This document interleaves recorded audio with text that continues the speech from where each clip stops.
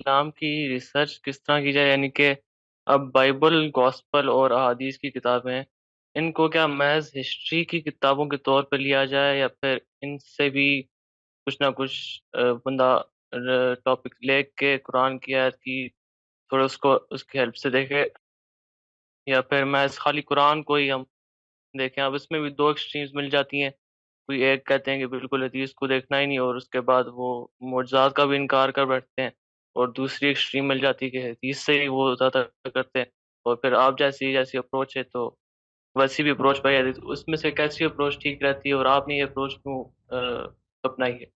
ہر چیز کو اس کی جگہ پر رکھنا چاہیے۔ آپ دین کو سمجھنا چاہتے ہیں، سب سے پہلے یہ فیصلہ کیجئے کہ دین کہاں سے ملے گا۔ میں نے اپنی کتاب میزان میں، اگر آپ میزان کھولیں گے تو پہلے صفحے میں اس سوال کا جواب دیا ہے، بلکہ پہلے پیرے میں اس سوال کا جواب دیا ہے، اور یہ بتایا ہے کہ دین کی ہدایت ہر انسان کی فطرت میں اللہ تعالیٰ نے الہام کی ہوئی ہے، لیکن وہ اجمال میں ہے، تفصیلات میں نہیں ہے۔ اس کی تفصیلات اللہ کے پیغمبروں نے بتائی ہیں، اور آخری پیغمبر کی حیثیت محمد الرسول اللہ صلی اللہ علیہ وسلم کو حاصل ہے۔ چنانچہ دین کا تنہا ماخذ آپ کی ذات والا صفات ہے۔ اب جب آپ کی ذات سے ہم نے دین لینا ہے تو یہ دیکھا جائے گا کہ آپ نے دین کن صورتوں میں دیا ہے۔ تو جب ہم تحقیق کی نگاہ سے دیکھتے ہیں تو یہ بالکل واضح ہے، اس میں دوسری رائے قائم کرنا ممکن ہی نہیں ہے کہ آپ نے یہ دین قرآن کی صورت میں دیا ہے اور سنت کی صورت میں دیا ہے۔ یہ سنت قرآن کے امتثال امر میں جاری کی گئی ہے، یعنی ایسا نہیں ہے کہ اپنے طور پر آپ نے جاری کر دی، اس کا حکم قرآن میں بیان ہوا ہے۔ اللہ تعالیٰ نے یہ کہا ہے کہ اس سے پہلے جو دین ابراہیمی کی روایت آ رہی ہے آپ اس کی پیروی کریں، اور جو پہلے پیغمبروں کی ہدایت آ رہی ہے اس کی بھی پیروی کریں۔ تو اس کے امتثال امر میں رسول اللہ صلی اللہ علیہ وسلم کی جانب سے سنت جاری کر دی گئی۔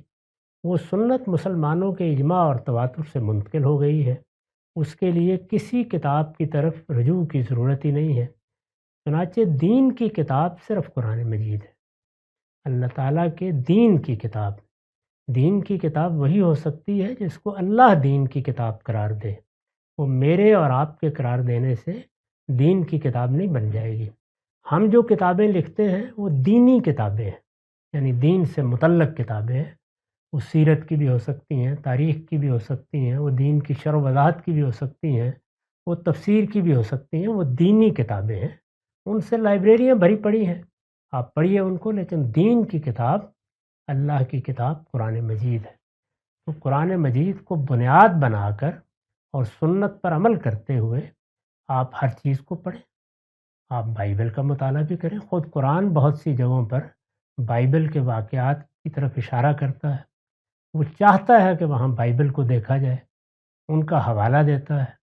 اسی طرح قرآن مجید زمانہ رسالت کے واقعات بیان کرتا ہے، وہ واقعات قرآن میں تاریخ کے طریقے پہ بیان نہیں ہوتے، بالاجمال بیان ہوتے ہیں۔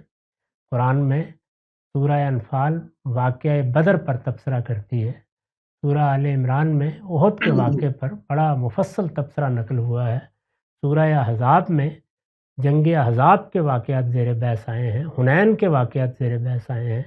بعض جگہوں پر محض نام لے لیا گیا ہے اور اشارہ کر دیا گیا ہے۔ ان کی تفصیلات کے لیے آپ زمانہ رسالت کی تاریخ کی طرف جائیں گے۔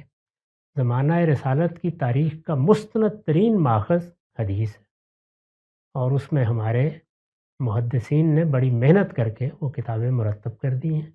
تو یہ صحیح طریقہ ہے، ہر چیز کو اس کی جگہ پر رکھیے، یعنی جب دین کا فیصلہ کرنا ہے تو وہ قرآن و سنت کی بنیاد پر ہوگا، لیکن تفصیلات، تاریخی واقعات، رسالت مآب صلی اللہ علیہ وسلم کے سوانح، آپ کا اسوہ حسنہ، آپ کے معمولات، آپ کی عادات، ان سب چیزوں کی تفصیلات جاننے کے لیے تاریخی کی کتابیں کھولی جائیں گی، سیرت اور تاریخ کی، تو ان میں حدیث کی کتابیں سب سے زیادہ مستند ذخیرہ ہے۔